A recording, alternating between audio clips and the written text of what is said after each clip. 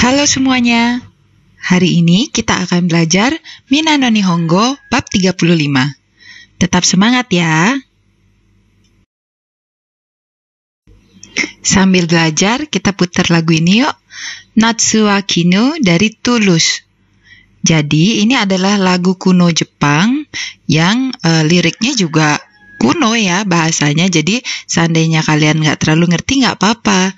Nikmati aja lagunya. Tadi udah belajar video kosakata? Udah belum?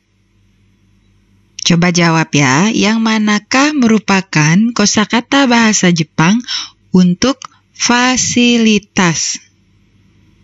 Silakan jawab di komen. Kali ini kita akan belajar bentuk syarat atau jokenke. Struktur kalimatnya silakan dilihat ya. Di anak kalimat kita ada kata kerja atau kata sifat atau kata benda ditambah ba atau nara. Dan ada kalimat pokok yang biasanya terletak di belakang. Nah, contoh kalimatnya takusan tabereba futorimasu. Kalau banyak makan menjadi gemuk. Nah, jangan terlalu banyak makan ya. Gimana ya cara membuat bentuk syarat? Kita bahas yang bentuk positif dulu, kata kerja. Kalau kita bahas dari bentuk mas agak ribet, jadi kita bahas aja dari bentuk kamus. Dari bentuk kamus ke bentuk syarat sangat gampang.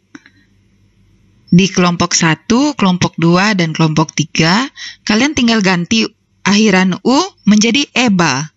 Udah deh. Pada kata sifat i, akhiran i tinggal diubah menjadi kereba. Misalnya, atsui menjadi atsukereba. Nah, pada kata sifat na atau kata benda itu beda ya dengan yang tadi. Tadi kita kan bahas ba. Nah, yang ini khusus dia membubuhkan nara. Jadi majime menjadi majime nara. Gakko menjadi gakko nara. Terus bagaimana caranya membuat yang bentuk negatif? Pada kata kerja, kelompok 1, 2, dan 3, kita ubah yang dari bentuk nai, akhiran nainya kita coret, kita ganti menjadi nakereba. Contoh, suara nai menjadi suara nakereba. Minai menjadi minakereba. Konai menjadi konakereba.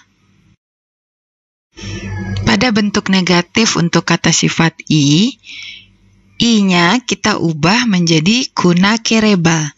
Contoh, yasui menjadi yasukunakereba. Pada kata sifat na atau kata benda, kita bubuhkan denakereba. Jadi, majime menjadi majime denakereba. Gakko menjadi gakko denakereba. Kapan sih kita gunakan bentuk syarat? 1. Jika kita menyatakan syarat yang diperlukan untuk mencapai hal pada klausa pokok. Nah, klausa pokok itu biasanya di bagian belakang ya.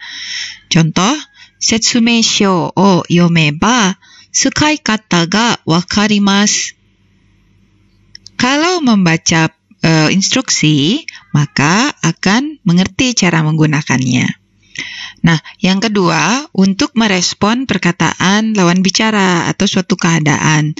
Dan di sini kita menyatakan keputusan si pembicara ya. Misal ada pertanyaan, "Ashita made ni reporto dasanakereba narimasen ka?" Jawabannya, "Muri nara kinyobi made ni dashite kudasai."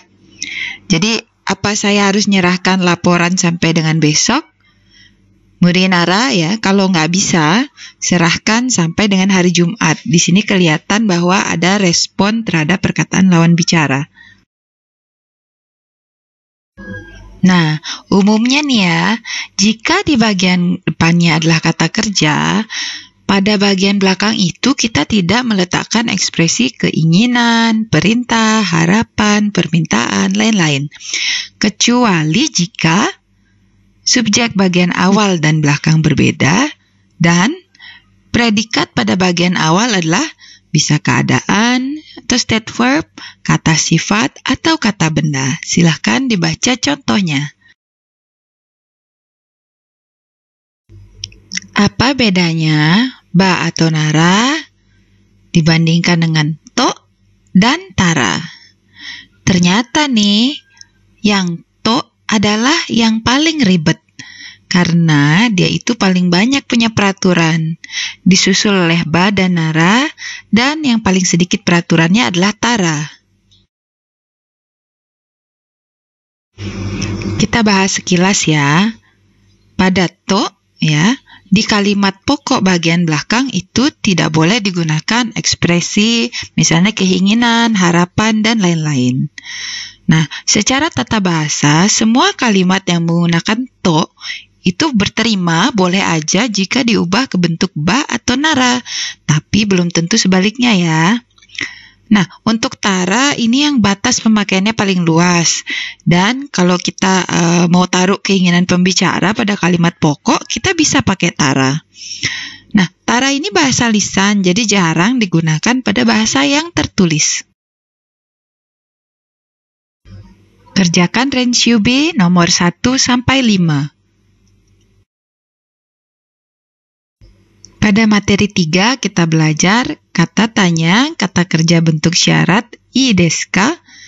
Ini adalah ekspresi untuk meminta masukan atau petunjuk dari lawan bicara dan dapat dipakai sama seperti ketika kita pakai tara ii desu ka? Silakan Anda baca contohnya. Kerjakan Renshu B nomor 6. Pada materi 4 kita belajar kata benda nara, kemudian apa ya lanjutannya? Ini untuk merespons perkataan lawan bicara, kemudian memberi informasi tentang kata benda tersebut. Contoh, ada yang tanya nih sama kamu, Kinjo ni oishii sushi ya wa arimasen ka?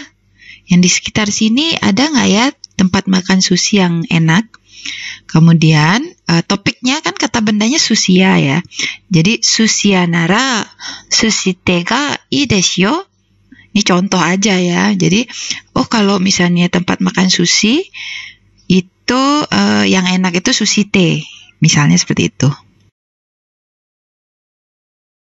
Kerjakan Renshu B nomor 5. Kerjakan Renshu B nomor 7.